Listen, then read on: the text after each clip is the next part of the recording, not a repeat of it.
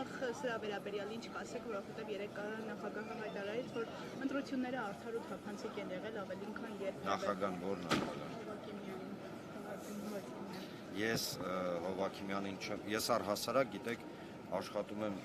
չքննարկել նկարչության կամ արվեստի, ես չեմ հասկանում նկարչությունից, ցավոք, Հովհաննիսյանը վատ նկարիչ է, դա գիտեմ, իսկ եթե ավելի լուրջ, ապալեգիտին խուժան, ջարդ ու խուրթարած, այո, ապալեգիտիմ ընտրություններին, որոնք գիտեք, զավեշտի ինչու՞մն է, ապալեգիտիմության մեջ Վագն Հովհաննիսյանի դեմքին ուշադիր նայեք, մի հատ ուշադիր պարզապես իրաց կերպարին եք ու պատկերացրեք, որ ինքը լուրջ բան է ասում։ Այդ խեղճը ինչ անի, ինչ ասել են, դա էլ անում է, իրականում։ Ես այնքան եմ մեղքում իրան, որովհետև ինքը բոլորիցս ավելի լավ է հասկանում, թե ինչպես ուղղակի դրեցին գետնով, հա, իրենց վերջին այս իշխանությունների վերջին արգումենտը իրանք իրենց ձեռով տրաքացրեցին։ Պատկերացրեք իրավիճակը։ Մինչև 2026 թիվ, երբ ինչ-որ բան էիր խոսում, չէ՞, ասում էին ժողովուրդը լեգիտիմ ենք մենք, ժողովուրդը մեզ ընտրել է եւ այլն եւ այլն։ 26 թվականին հայ ժողովուրդը իշխանությանը ասեց գնա տուն։ Ըստ էության ունենք այն պատկերը, որ պետական մակարդակով իրականացված, հա, մի տարվա ընթացքում քարոզարշավը, որի ընթացքում ահռելի գումարներ էին ծախսվել եւ այդ ահռելի գումարների ներքո միջնորդված դե լավ սենց ասենք, հա, չեմ ուզում կաշառք անվանել, հա, սենց գայթակղիչ քայլեր սկսած բժշկական ապահովագրություն, թոշակառուների 10,000-ներ, ընդ որում են թոշակառուների 10,000-ները բարձրացրեցին ու մի ամիս առաջ հեգնում էին, այնքան էին բաները, որ հեգնում էին, ձեռ էին առնում, հետո զգացին չէ, խնդիր է լինելու, 10,000-ները բարձրացրեցին, ճիշտ է ընտրություններից անմիջապես հետո իշխանությունը մի անգամից որոշումներ ընդունեց, համաձայն որի փոզմիշ եղավ այդ 10,000-ները, մենք գիտենք, ակցիզային թարկերի բարձրացում։ Իսկ ինչ անեմ։ Իսկ ինչ վերաբերում է ընդհանուր առմամբ ընտրություններին, սա ընտրություններ չէին, այս ընտրությունների միակ դրական արձանագրությունը նա է, միակ, որ հայ ազգը ըստ էության նույնիսկ այսքան խուժանությունից, գողություն, ուղղակի գողացան, օրինակ մի Բարգավաճ Հայաստան կուսակցության ձայները վերցրեցին, փոզմիշ արեցին։ Գիտեք, մենք ապրում ենք մի զավեշտալի իրավիճակում, երբ որ օրինակ սահմանադրական դատարանը ընդունում է բոլոր, հա, փաստարկները ընդդիմության իր եզրակացության մեջ, իսկ դրա հետ մեկտեղ բացի դրանից ասում է դե ընդունում ենք, այո, եղել են այնինչ դուք մատնանշում եք, բայց մենք ոչ մի բան չենք կարող անենք եւ ընտրությունները համարում են սենց անցած կամ վերցնենք ամենահա ըստիս ցուցիչը Գագիկ Ծառուկյան, առաջարկ Հայաստանի կոնցեպտ, բովանդակային խոսակցություն, ինչի պատասխան ստացանք, ի պատասխան ստացանք, եթե միայն մենք չենք ստացել, միայն Գագիկ Ծառուկյանը չի ստացել, ստացել են Հայաստանի Հանրապետության բոլոր քաղաքացիները, ընդհանուր նաև նրանք, ովքեր միգուցե այս պրոցեսներից բավականություն են ստանում, շատ քիչ տոկոս, բայց այնուամենայնիվ, ինչ ստացանք խուժանություն, լկտիություն եւ ըստ էության ապօրինի գործողություններ։ Այս ընտրությունները չի կարելի համարել լեգիտիմ, այս ընտրությունները լեգիտիմ չեն, վերջ։ Առաջ հայտարարեցիք, որ արդարությունը անհետանում, բայց վերադառնալու սովորություն ունի։ Այս իրականության մեջ դա ինչպես եք պատկերացնում, երբ որ լրահոսի հիմնական լուրերը քննչական գործողություններ, դատեր, դատավարություններ, ինչպես եք պատկերացնում եւ երբ։ Չէ, շատ պարզ, եթե երբ լինեի, ես հիմա չեմ ուզում, հա, երբի մասին խոսեմ, որովհետև եթեներով կամ երբով երբ որ խոսում ենք, բովանդակային զրույց չի ստացվում։ Կարող եմ ասել հետևյալը, որ ինչ վերաբերում է Գագիկ Ծառուկյանի, նույնիսկ ամենաիշխանամետ, հա, գործիչների կամ մարդկանց կամ քաղաքացիների մոտ կես վայրկյան նշույլ կասկած չկա, որ սա քաղաքական բնույթի գործ է, հաշվի առնելով Փաշինյանի հրահանգները ուղիղ միտինգներից, հա, կամ չգիտեմ իր այդ հավաքվում էին իրանք իրանցով տենց բան շուգոր գրում էին։ Խնդիրը նրանումն է, որ մենք պետք է հասկանանք հետևյալը, ոչ մի իշխանություն հավերժ չի։ Ես չեմ հասկանում, մարդիկ հասնում են այդ բասկաթոռին իշխանական լրիվ հիշողություն են կորցնում, քաղաքագիտական ամնեզիայի մեջ են ընկնում, անջատվում են, ի՞նչ է կատարում։ Հավերժ չի, սա մեկ, երկրորդը, կոնկրետ Գագիկ Ծառուկյանի մասով։ Հասկանում եք, որ սրանք այնքան ամբարտավան են, որ միջազգային կոնֆլիկտի են բերել։ Հայաստան-Իրան, հիշում ենք, չէ, Իրանի դեսպանի հայտարարությունը, այդ մարդը ըստ էության ինչ էր ասում։ Ասում էր ժողովուրդ, թարք տվեք, Իրան պետությունը ներգրավված է այս գործընթացի մեջ, եւ Իրան պետությունը արդեն իսկ ունի իրավական որոշում, համաձայն որի ոչ թե Գագիկ Ծառուկյանն է մեղավոր, այլ հակառակ ինքը տուժող կողմ է եւ Իրանի դատարանը որոշում էր ընդունել։ Բայց քանզի մենք ունենք դասական առումով քաղաքական հետապնդում, ոչ մի բան չի աշխատում։ Ինչ վերաբերվում է, որ ասում եք արդարությունը միանշանակ կվերականգնվի։ Միանշանակ։ Ես ասեմ ավելին, ինչպես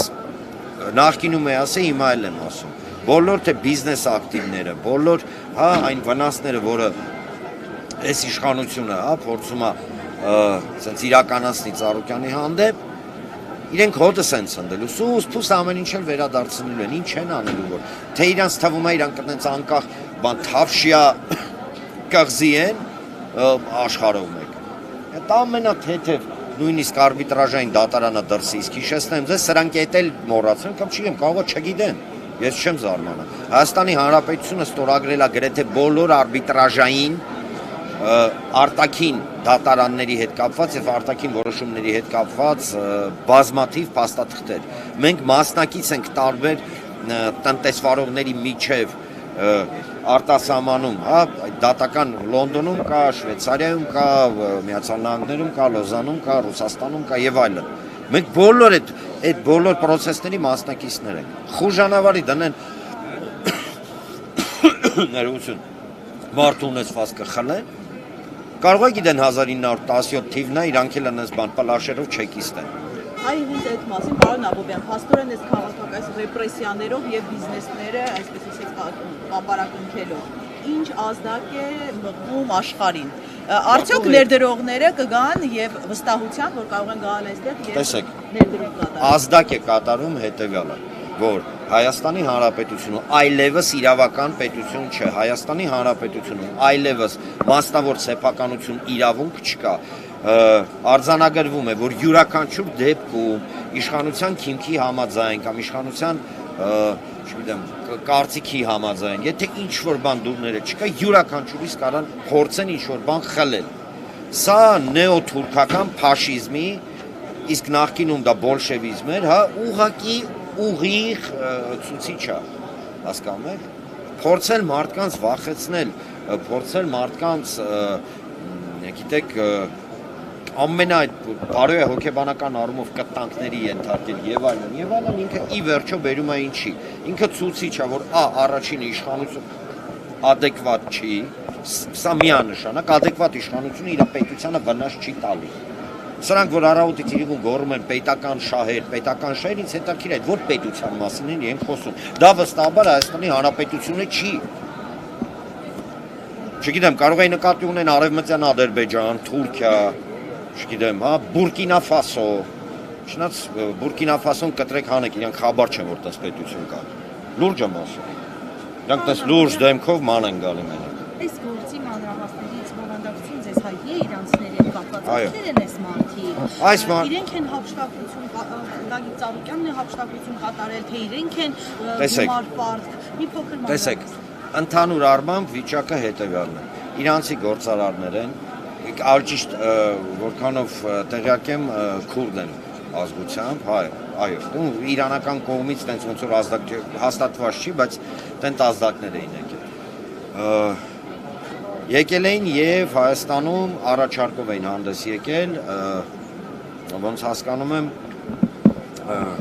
գործընկերային հիմունքներով հիմնել հայ-իրանական առևտրային տուն, հաշվի առնելով Գագիկ Ծառուկյանի առանձնահատուկ վերաբերմունքը եղբայրական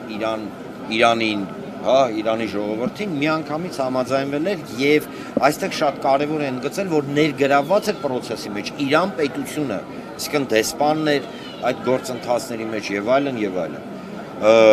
Մեքենայություն արեցին, դասական բան է։ Մեքենայության մեջ ոչ թե մեղադրվող, այլ արդեն իսկ ապացուցված, չեմ ուզի ասեմ հանցագործ, գիտեք ինչ, շմիշ անկապ դեմքեր, դե լավ, սենց ասենք, անկապ դեմքեր եսի նկատի ունեմ իրավական առումով, ես իրավունք չունեմ հիմա, ինչ-որ տենց բաներ, որակավորումներ տալ, չնայած իմ խորին համոզվում լավ էլ հանցագործ են, լավ էլ սուտասան են, լավ էլ խափեփա են, լավ էլ մաշենիկ են եւ այլն։ Բայց գալիս են ասում են ուզում ենք հիմնենք, ուզում եք։ Ծառուկյանը հաշվի առնելով բոլոր հանգամանքները, որ պետական կառույցներ են ներգրավված իրանական ֆինանսավորումա ծայրից ծայր մի կոպեկ, մի դոլար այդ մարդիկ Հայաստանում չեն ներդրել։ Ինչ ներդրելա Ծառուկյանն անել։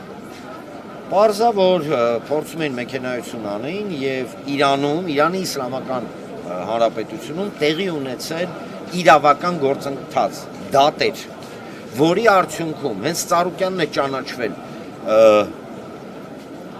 տուժող եւ այս կողմը, իրանական կողմը, այդ ոչ եմ այդ մարդիկ, պարտավորագիր են Իրանի դատարանի որոշմամբ ստորագրել, որ իրանք 14 միլիոնի դոլարի չափ գումար են պարտք Գագիկ Ծառուկյանի։ Այսինքն, տեսեք, Իրանի Իսլամական Հանրապետության ամենաբարձրագույն ացիանները, իրենց դատարանները, իրենց քաղաքացիներին համարում են մեղավոր Գագիկ Ծառուկյանին, արդարացի, ասում են, հələ մի բանը շնորհակալություն են ասում, որ այսքան լումա ունի ներդրած հայ-իրանական հարաբերությունների մեջ։ Ես համոզված եմ, որ մեր իրավապահ մարմինները, քանզի SMS են ստացել, դե լավ, SMS-ը ենթադրում եմ, կարող զանգ է։ Իրենք շուշուտ ինչ-որ մի բան գտել են, չեն խորացել process-ի մեջ, որ եթե խորանային, իրանք երբեք, նույնիսկ մոտիկ չէին գա այս գործին։ Երբեք, որովհետև այն ուղղակի ամբարտավան խուժանությունը, որը մենք այսօր տեսնում ենք, ինքը ցույց է տալի ընդհանուր առմամբ, որ համակարգը հասկանում եք, չի աշխատում։ Ինքը իրականում չի աշխատում, ինքը աբսուրդի մեջ է։ Նույն հաջողությունով ձեզ յուրաքանչյուրին հարգելի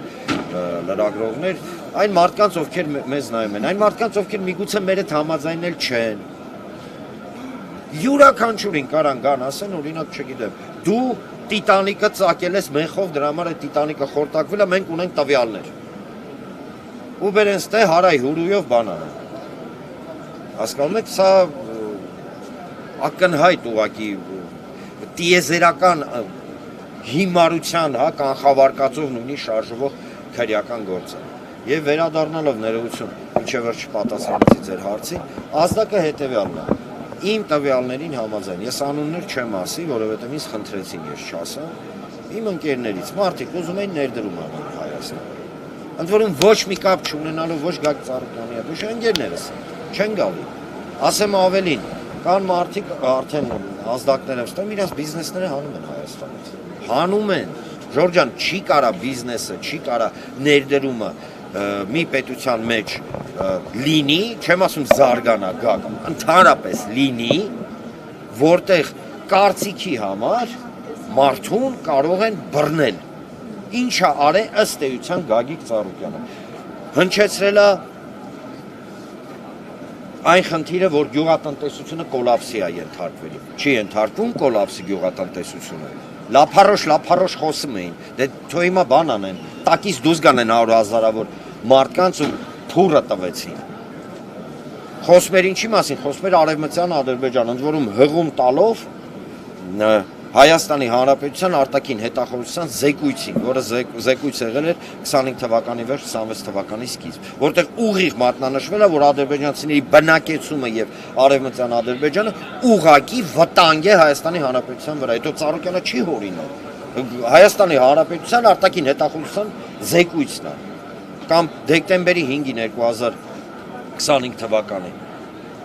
Այս իշխանության ազիզ ախպեր, չգիտեմ, մոտիկ, բարեկամ էլ ես էպիտետները չգիտեմ ինչ ասեմ, Ոման Իլհամ Ալիևը հելում հայտարարում է Հայաստանը Արևմտյան Ադրբեջան, ձեռը կարեց ես։ Դե լավ, սենց մի քիչ խուճուճ ձևերով, բայց այնուամենայնիվ պնդում է, որ թուրքերը ադրբեջանցիները պետք է բնակեցվեն Հայաստանում։ Հերիք է լավ, բոլորը լավ, գիտեք, մեկ-մեկ մտածպես, ասպես, դե լավ, կարող է իրանք մենակ իրանք ինտերնետ ունեն ու մենակ իրանք են ինտերնետը նայում։ Շնորհակալություն։